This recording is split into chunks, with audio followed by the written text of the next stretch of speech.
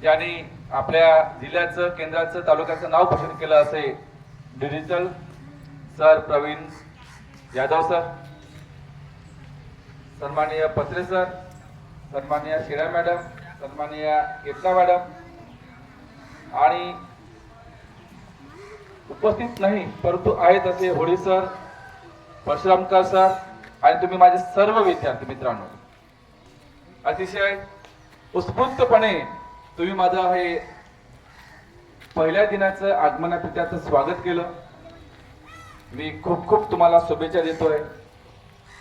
विद्यार्थी हा मरेपर्यंत मनुष्य हा मरेपर्यंत विद्यार्थी असतोय असं बाबासाहेबांनी म्हटलं होतं आणि खरोखर माझं एक पाऊल काल लाभलं, एक विद्यार्थी म्हणूनच लाभलं. विद्यार्थी हा नम्र असावा, विद्यार्थ्याच्या अंगात मनात शीतलता असावी, शांतबुद्धीचा असावी, ऐकणारा असावं.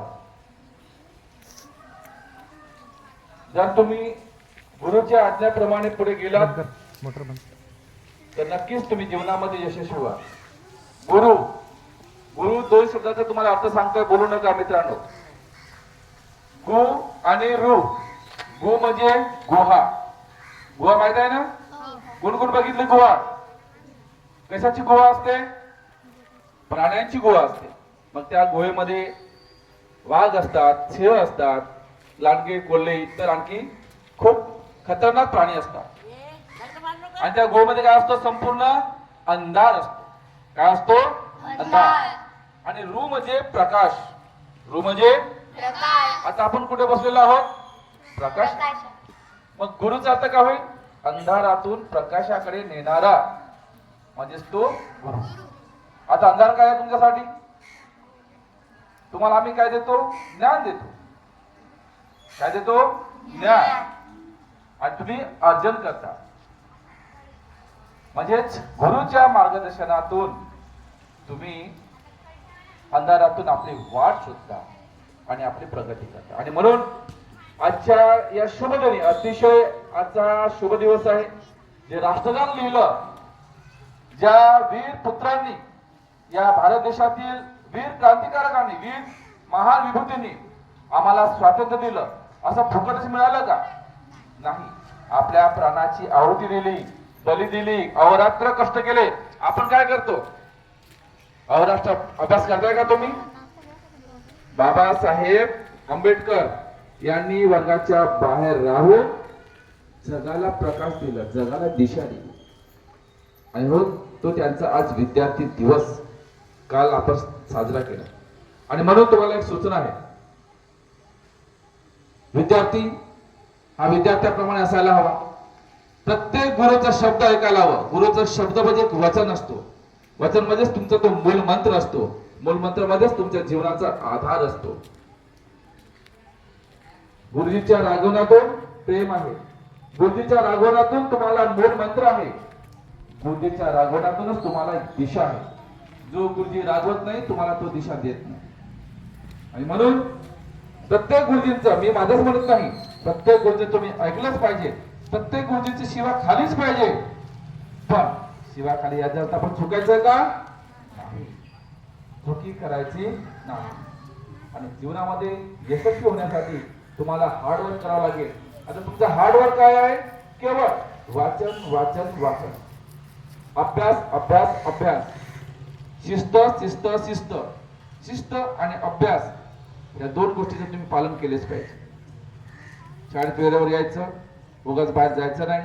काम असेल तरच सुट्टी मागूनच गावाकडे जायचं. वडील म्हणतील की बापू मामाच्या लग्नात चल, तुम्ही म्हणायचं नाही माझी शाळा आहे. आई म्हणाल नाही मामाच्या गावी चल राखी बांधायला, तुम्ही म्हणाल नाही माझी शाळा आहे. भाऊ बिजल चल, नाही माझी शाळा आहे. तुमच्या मुखी काय पाहिजे? फक्त आणि फक्त शाळा. काय पाहिजे?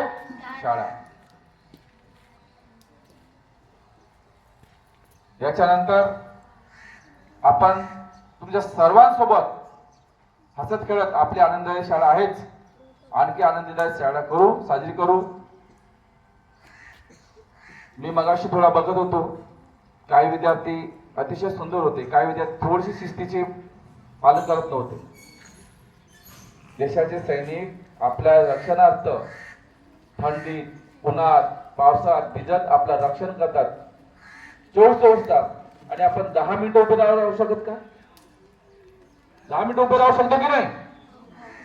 काय म्हणतो उन्ही पाहिला ना, हा तो जोश अंगात कसा पाहिजे, ताकद पाहिजे. आपण उभे असताना आपल्या छातीत गोळी लागली तरी आपण हल्लो नाही पाहिजे, बिलकुल टाट पाहिजे. त्याच्यानंतर राष्ट्रगीताला उभे असताना कोणी कोणाकडे बोलायचं नाही, पाहायचं नाही, सरळ बघायचं.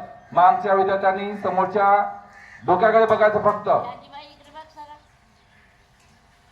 आणि शिस्तीत वागायचं, शिस्तीत राहायचं, आणि शिस्तीत तुम्ही उच्च अधिकारी बनायचं.